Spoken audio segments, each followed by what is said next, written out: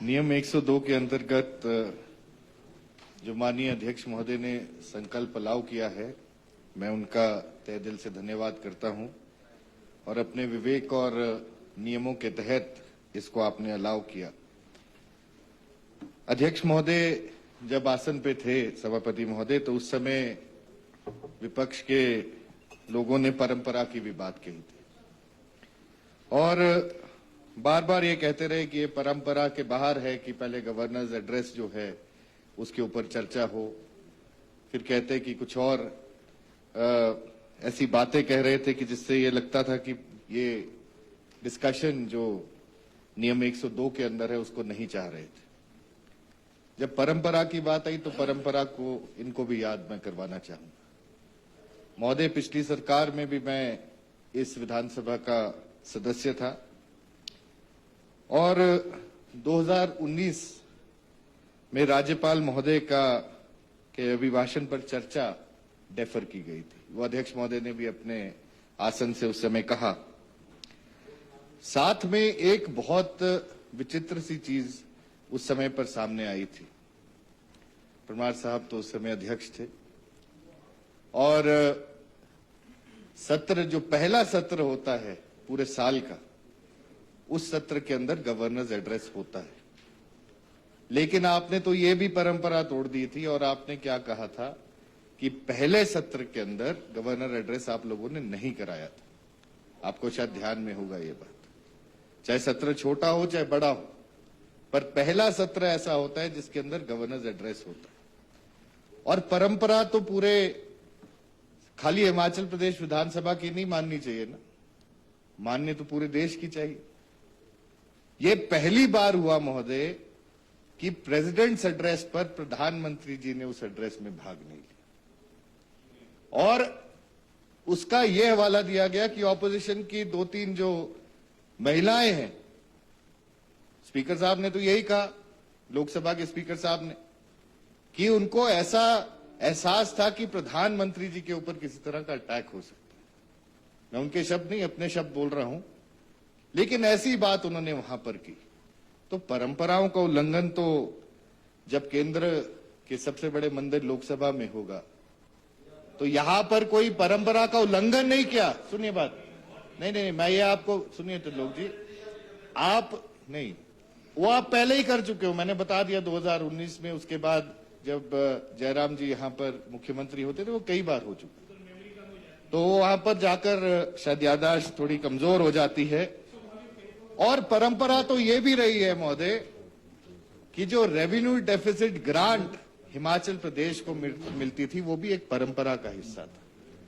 आज तक किसी फाइनेंस कमीशन ने ऐसा नहीं किया कि हिमाचल प्रदेश को रेवेन्यू डेफिसिट ग्रांट ना दी हो, वो भी एक परंपरा का हिस्सा होता था। आप लोगों ने पहली बार बंद की है और उसके बंद होने से हिमाचलियत और उससे ज्यादा हिमाचल के लोगों के भविष्य के ऊपर एक ऐसी तलवार खड़ी हो गई है जिसका शायद आप नहीं समझ पा रहे, लेकिन हिमाचल प्रदेश की जनता अच्छी तरह से समझती है। और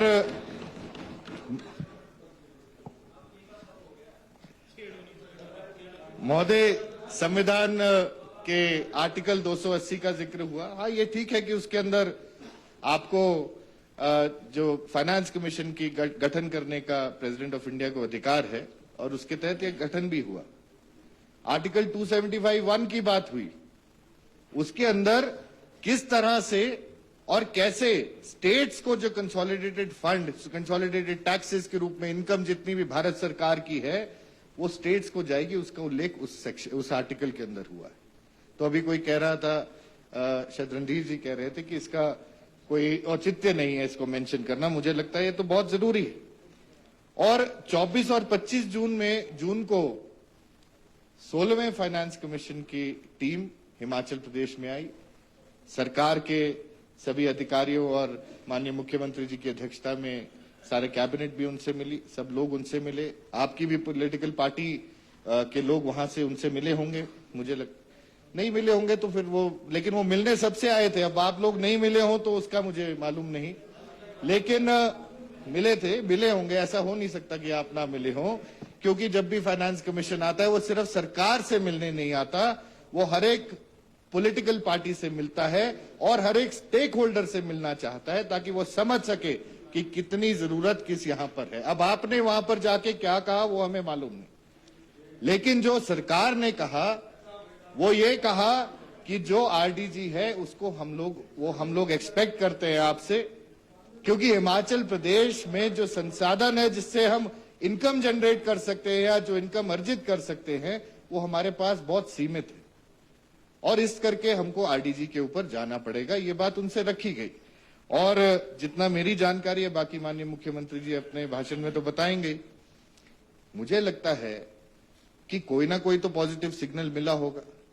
अगर पॉजिटिव सिग्नल ना मिला होता तो हम उसके इंतजार में नहीं होते, और अगर कोई पॉजिटिव सिग्नल वहां से मिला और उसके बाद धोखा दिया गया तो मुझे लगता है वो हिमाचल प्रदेश के साथ ही धोखा है, वो हमारे साथ नहीं, यहां जो 40 लोग बैठे उनके साथ धोखा नहीं, हिमाचल प्रदेश की जनता के साथ धोखा है। और महोदय,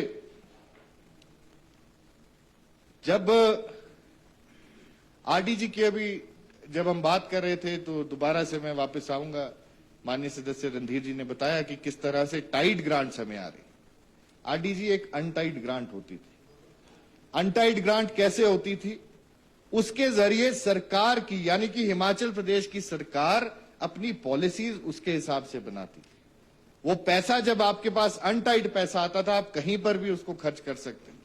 आप कोई भी अगर पॉलिसी बनाना चाहते हैं जिसके अंदर पैसा चाहिए था, वो तब यहां पर आपको मिलता था जब आपके पास अनटाइड पैसा भारत सरकार से यहां पर आता था। और जैसा मैंने कहा, हमारे सीमित संसाधन है, और दूसरी ओर से हमें फाइनेंशियल मार भी पूरी है। फाइनेंशियल मार कैसे पड़ रही है? सबसे पहले आपने हमारे जीएसटी के कॉम्पेंसेशन बंद किया, आपने जीएसटी लागू किया जिसका विरोध पूरे देश ने किया। उसके बाद आपने जीएसटी लागू पूरे देश भर में किया, और आपने क्या कहा कि 5 साल तक शायद आपको जीएसटी की ये कॉम्पेंसेशन मिलेगी। कॉम्पेंसेशन आपको 5 साल तक मिली, उसके बाद खत्म। ये किसने देखा था कि हिमाचल प्रदेश का जीएसटी का जो कलेक्शन होगा वो इतना ज्यादा नहीं होगा, क्योंकि कंजम्पशन बेस्ड है।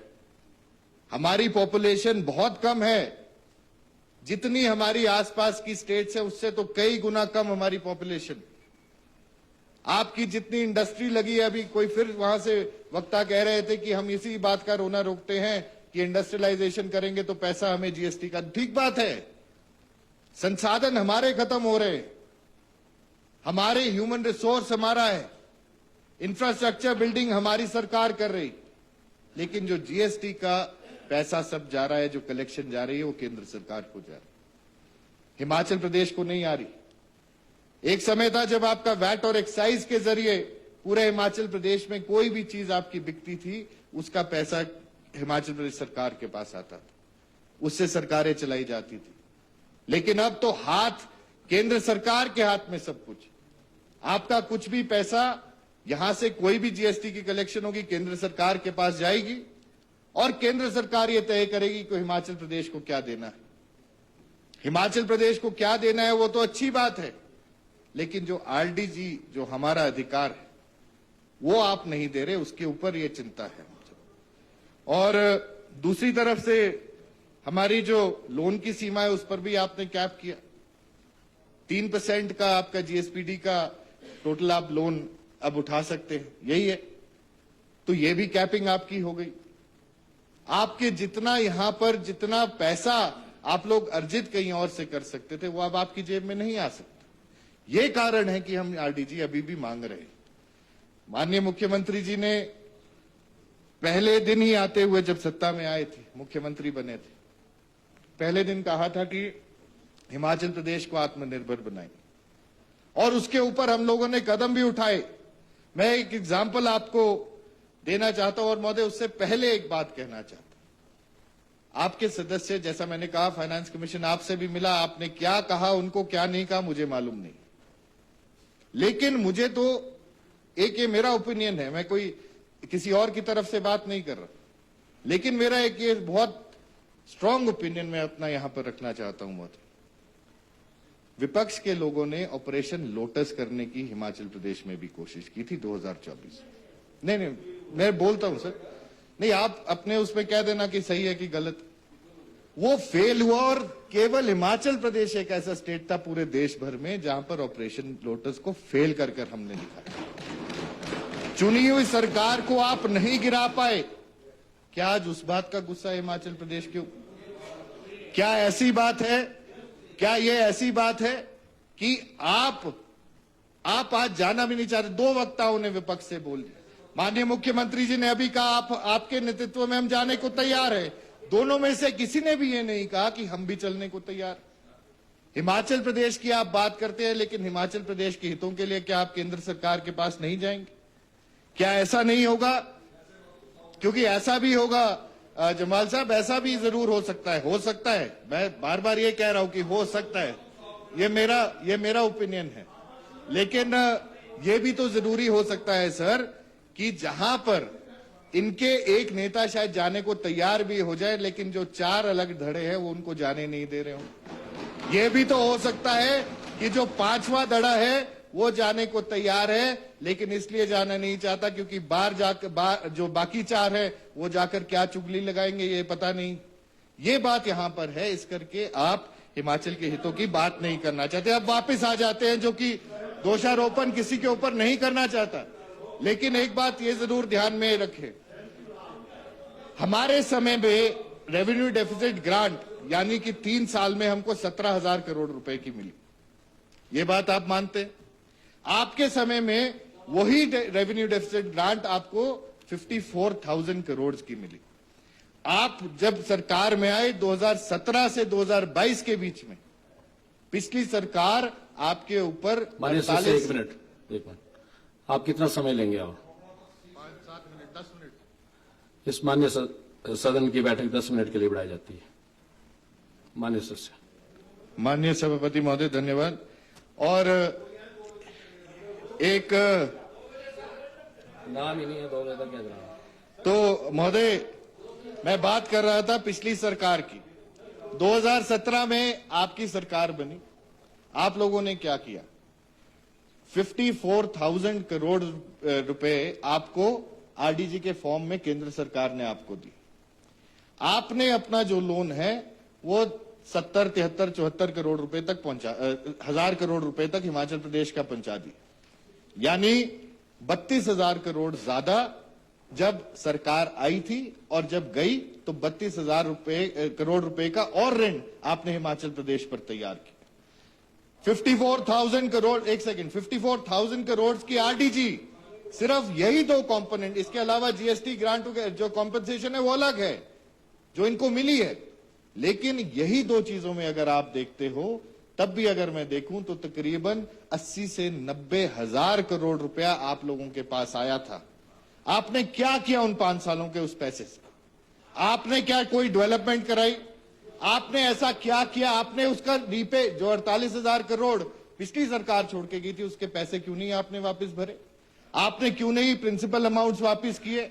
आपने क्यों नहीं उसका इंटरेस्ट पूरी तरह से भरना शुरू किया? और 5 सालों में जहां आपने 90,000 करोड़ रुपए खर्च कर दिए, आपके लिए हुए कर्जे जो आपने कर्जे लिए थे वो हमारी सरकार को मिले। और उस सरकार ने, आपको मैं बताना चाहूंगा और यह ऑन रिकॉर्ड है, 30,000 करोड़ रुपए जिसमें लोन और प्रिंसिपल अमाउंट है। हमारे आप कह रहे हैं कि हमने 30,000 करोड़ रुपए और कर्जा ले लिया, 1 लाख करोड़ तक पहुंच गए, यही आप बात कर रहे हैं? 30,000 है। और अगर 30,000 करोड़ रुपए से हमने अपना इंटरेस्ट और प्रिंसिपल आपके लिए हुए लोन्स का वापस किया है, तो मैं समझता हूं आपको शाबाशी देनी चाहिए माननीय मुख्यमंत्री। 17,000 करोड़ रुपए से, वो बिल्कुल ठीक कह रहे थे, 17,000 करोड़ की आरडीजी से उन्होंने सरकार 3 साल तक चलाई है, हिमाचल प्रदेश 3 साल तक चलाया।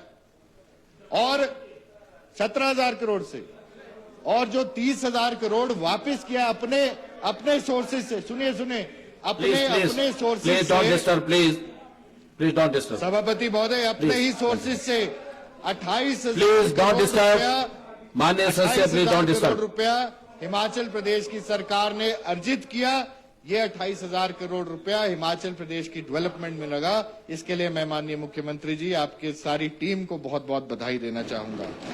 और माननीय आप एक बात बताइए, क्या नहीं करना चाहिए था? माननीय मुख्यमंत्री जी कह रहे हैं हमने वहां पर हमने 10 गारंटियां दी जिसमें से हमने 7 पूरी की। ओपीएस हमने आज पूरा किया। क्या आप कहते हैं कि वो नहीं करना चाहिए था?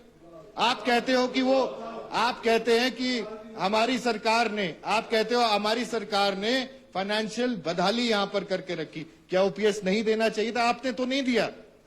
अगर आपने नहीं दिया तो इसका यह मतलब नहीं कि हम संवेदनशील नहीं होंगे अपने एम्प्लॉयज की तरफ। ऐसा नहीं हो सकता। आपने तो पिछली बार उनको विधानसभा में ही डंडे मारे थे। हमारी सरकार ने आते ही आपने डंडे मारे थे और हमारी सरकार ने आते ही उस पर मरहम लगाया और ओपीएस यहां पर बहाल की। इसके लिए माननीय मुख्यमंत्री जी आपका धन्यवाद। आपने अभी कोई कह रहा था कि आपने कोई अरियर्स किसी के नहीं दिए। एक एक एम्प्लॉय की जो 70 साल कंप्लीट कर चुका है उसके अरियर्स का भुगतान हिमाचल प्रदेश की सरकार कर चुकी है। यह जानकारी आपके पास होनी चाहिए। इस जानकारी के बिना, आधी अधूरी जानकारी के बिना इस सदन में मत आया कीजिए।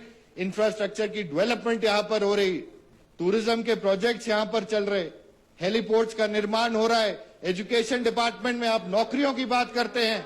मुझे भी मौका मिला माननीय मुख्यमंत्री जी और रोहित ठाकुर जी जो शिक्षा मंत्री महोदय, इनके साथ काम करने का है। सीपीएस 7,000 लोग तो सिर्फ शिक्षा विभाग में लग गए स्थायी नौकरी के रूप में। उसके बाद जो आउटसोर्सेज है वो अलग है।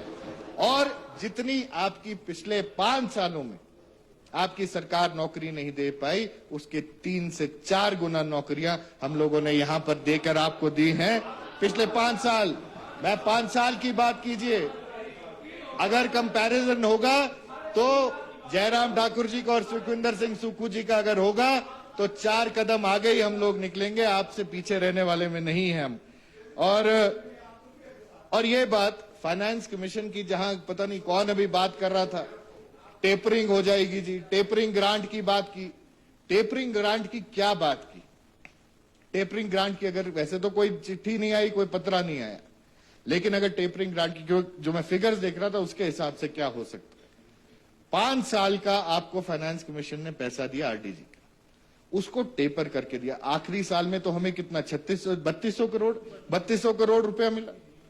आप लोगों के समय पर 10-10 हजार करोड़ मिल रहा था और हमारी सरकार जब थी वहां पर 3200, वो टेपर हुआ। लेकिन ये किसने कहा कि अगले साल से अगले फाइनेंस कमीशन में आपको ये आरडीजी की 0 आपकी वो भुगतान होगा?